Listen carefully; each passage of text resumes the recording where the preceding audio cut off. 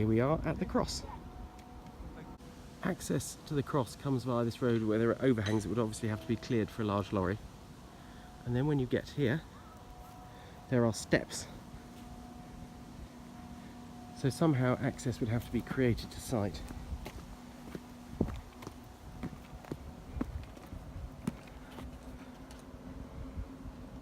So this is the angle of the slope. It's pretty clear that a wheelbarrow would be really difficult here. It's at different levels in different places. The material is clearly slid down at the bottom. It's proud of the surface. But there are places up here. Have you got your tape measure? So here we have a depth of 4 centimetres.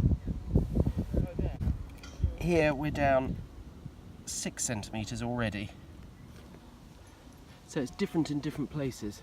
And it looks as though what's happened is the earth has encroached over the top. So like here. Yeah. Because this is clearly fresh material. Yes.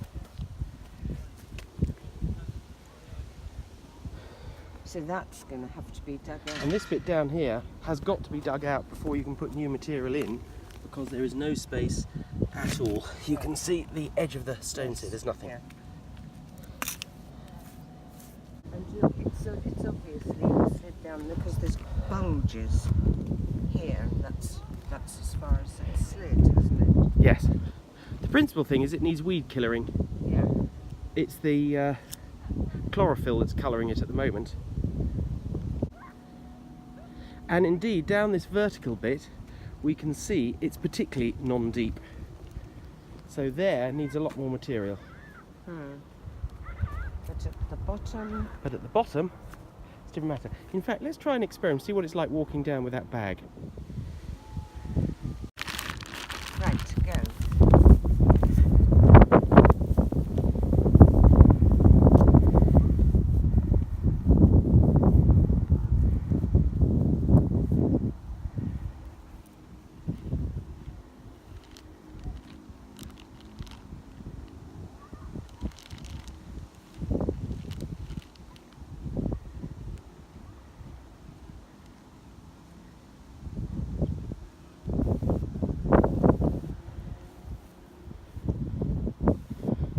Okay, I'd say that's probably the middle point.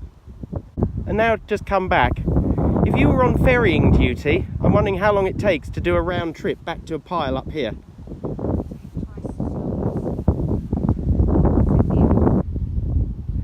Oh, I realise that. Yeah, no. And you've got to have good knees.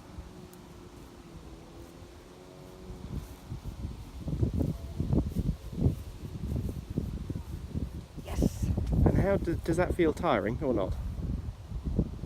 I couldn't keep that up for more than half an hour. If that. So she could do perhaps 15-20 loads like that before she'd be exhausted. So this, which would be about half an hour. So perhaps this is why the web link I found had volunteers booking for half-hour sessions. And half hour is about as much as people can do this sort of task before they become exhausted. It's like to dig back the edge here. Well, I can't get the spade in.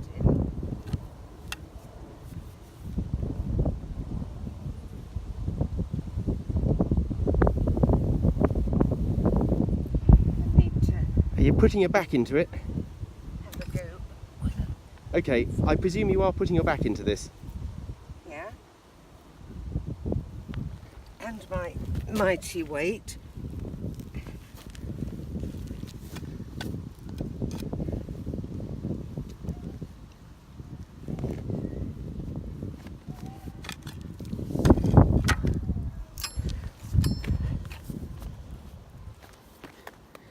It's not like digging on the allotments. I just can't get the fork in the ground. You need a pickaxe. That's what we found thinking about it when we were planting the hedge round the centenary wood. We couldn't get a spade in the Okay, if you kept going at that, how long could you go even so until you were exhausted? Or would disheartenment set in first? Disheartenment, but I mean, I know I can dig for 2 hours. After that, I've had it really. Okay, can I have a go? Here we go then. Ready? Yes.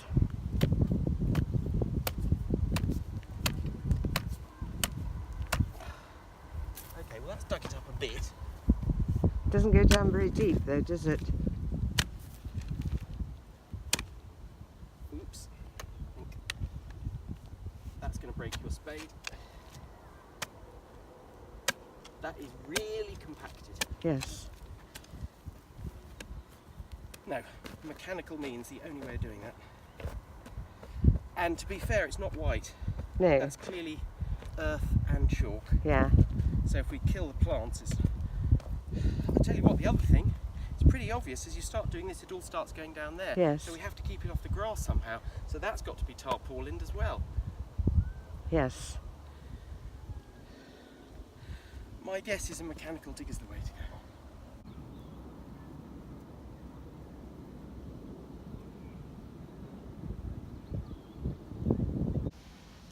I wonder whether the stone extends down and there's an end bit at the foot of the cross. It looks as if the soil's just slipped down and then something's stopped it falling further, so I suspect there probably is a series of stones here.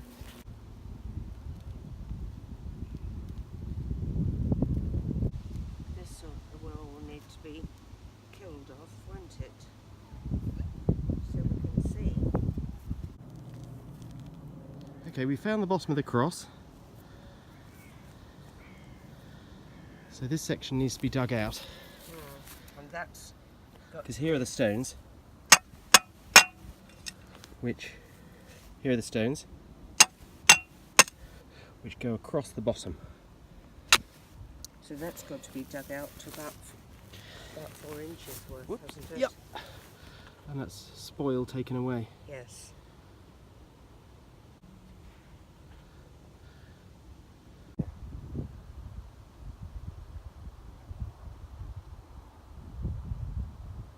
The way up it's got to be hauled by hand down to the recreation ground.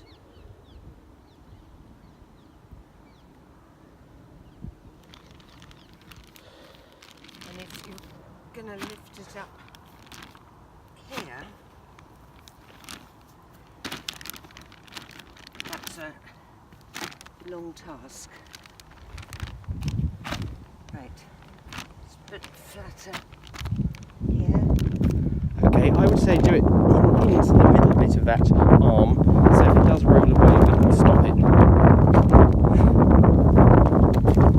Interestingly, these arms, my guess is it was easier to work here because these have got more material, Yeah. so they probably didn't do that section. So I tip the lot out. How lucky are you feeling? I mean, we can pick it up.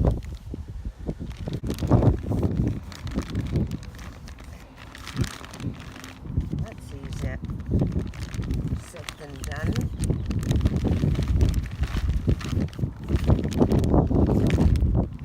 Immediately rubber stone. Okay, I'm keeping an eye on it. Yeah.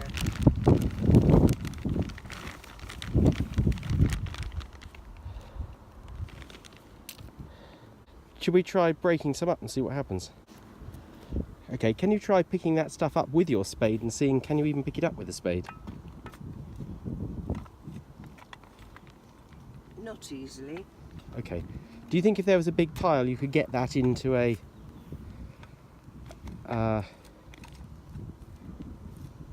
barrow with a spade? I don't think so easily, actually. So you think it's going to be handballing it into the barrow? A scoop.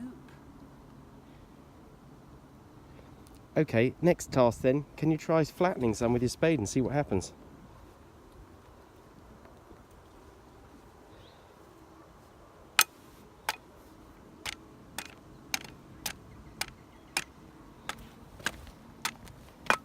I think you've got to kind of smack it Yeah. like a rat. Yeah. Not with the edge, but the flat.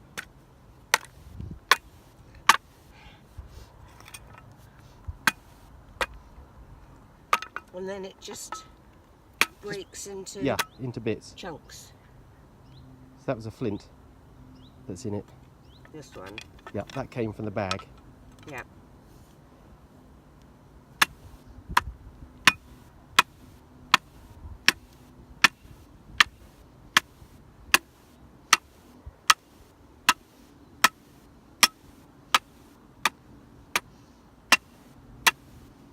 So to be fair, that isn't so bad. No. However, keeping the material where you want it is a problem. It's a big problem. So whether you need some sort of frame and Which is probably why, yeah, I mean, how are you going to do it on that very steep slope? It's going to keep running away, isn't it? it is, presumably you've got to start at the bottom. Presumably this is why it's dug out elsewhere, Yeah. so that you're filling a pit, essentially. Yes.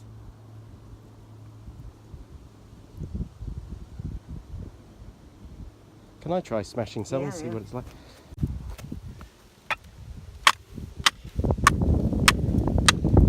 That is really hard work. It's easy for a girl.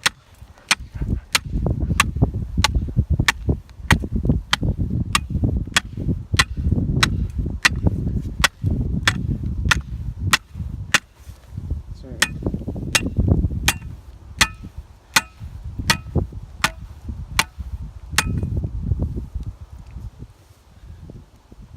And the depth we've done is 0.5 centimetre. Yeah. Yeah. Okay, should we measure the area of that? But if we know what the area is, we can multiply that up. So if you measure from there Yeah. to here, 24. okay, and then from Yeah. there to here, that's about the area that we've done. 24. 24 by 24. Yeah. 0.24 by 0.24 gives us 0.05 of a square metre. We know there are 158 square metres here. So dividing the square metres by that gives us 2,700 lots of what we've just done. And between us, that took a minute. Yeah. With that would be allowing something like a 10-second break, but we both found that really hard, so keeping up that work rate I think would be really difficult, albeit that could be optimised. So doing that arithmetic, we've just worked out that would be 45 man hours, obviously with no breaks. So if you were to do this for say 5 hours, you'd need 10 people at the least just smashing the chalk once it's there.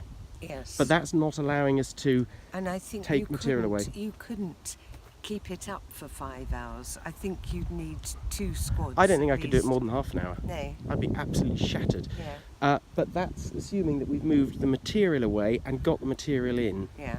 So we've got 10 people on smashing this down. Yeah. When you were walking down there, it took about a minute, so that doubles the length of Yes. time. So we're up to 90 hours, including taking it down. That's before we've dug out. Yeah. And digging out, if you've got to walk up with a full load. So that's that going to takes be longer. longer. So that's 3 times 45. So we're up to 150 man hours before we've got the materials on site, or we've rebuilt the fence, or we've done the lanes work, Yeah. or the digging out. Yeah. So actually the original approximation of 250 hours, Yeah. man hours, is probably not far off. Yeah. Right. We're going to keep the good material. So that's all right. Yeah.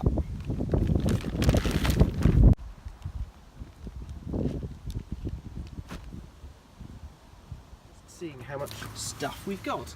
And according to these scales, it is 10 kilos. That's after we've been up the hill. So the weight of the bowl is The taken weight up of the bowl with is nothing. but that's the stuff we smashed. And let's look at the size of it. So it's actually quite difficult to pick up. Pick up, isn't it? Yeah. So here you go. So you can get kind of 3 or 4 lumps in your hand, and it doesn't break up easily. Sense of the size of these. So the lower scale is Yes. centimetres. 5 So that one happens to be 5 centimetres across. but that What are the one's others? only That's 3. 3. Well, about Okay, what's 3. that? About 3. 3. So 4. 3 to 4. So it looks as though these are between 3 and 5 centimetres in diameter. This came from Harry Wade at Pindon Limited, which is very kind of him to give these to us.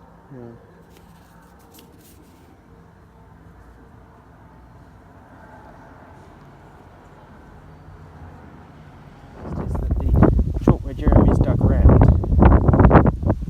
is surprisingly similar to what we're bringing in. This is a new piece. Yeah. This is the existing, and the new stuff feels damp to the touch, but it's not wringing wet.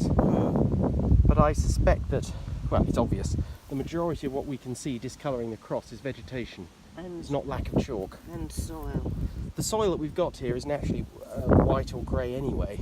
And the albedo of it is not going to affect whether people perceive it as white or not, because it's always relative.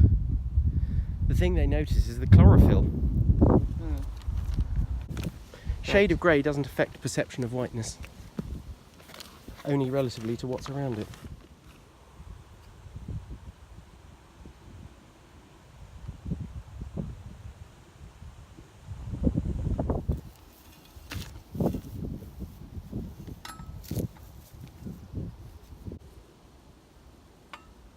Yeah. But it takes time. If you've got enough slaves, you can do anything. You can build the Great Pyramid, you can build the Great Wall of China, you can...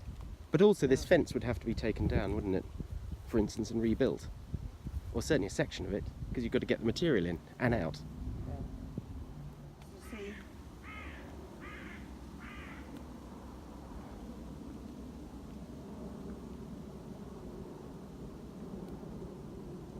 This is the access road in.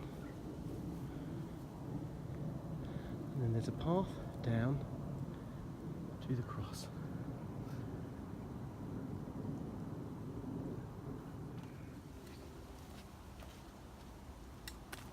and actually, not easy to get up and just lop a branch off there. It depends if they're too low. I think that one will be too low. Just above you there. Yeah, But you're right. because it's How do you get on up the there? steep slope. It means coming up here with A-frame ladders and loppers and saws and things, doesn't it? Them off, but I can't reach them. Yes. Yeah. Wouldn't have to cut anything back then. Okay, do you want to show how low those are? Like, you can touch them, can't you? Yeah.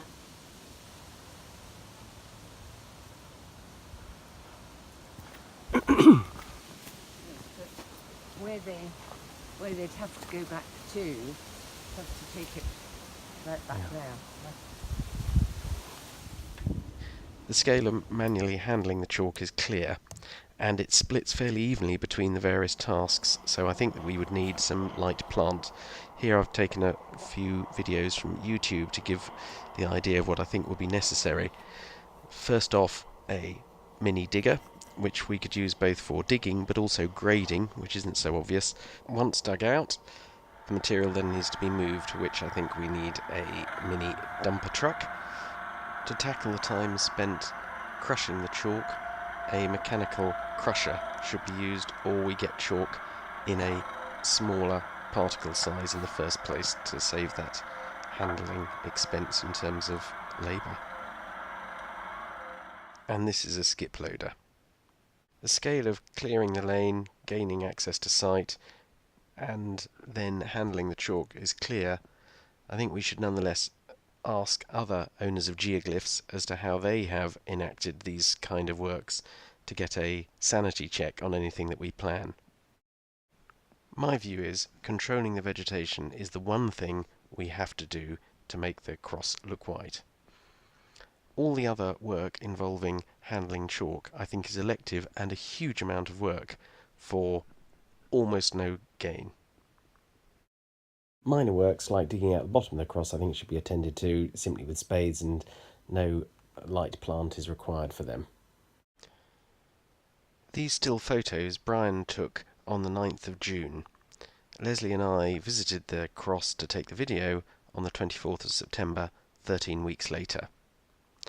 The most notable difference between the two sets of images are the vegetation. In June, the cross looked pretty good. Since Brian's pictures, the regime has changed. The cross was weed killered before, and also just prior to the pictures, Dave had raked with a hoe across the surface, which clearly had very great benefits.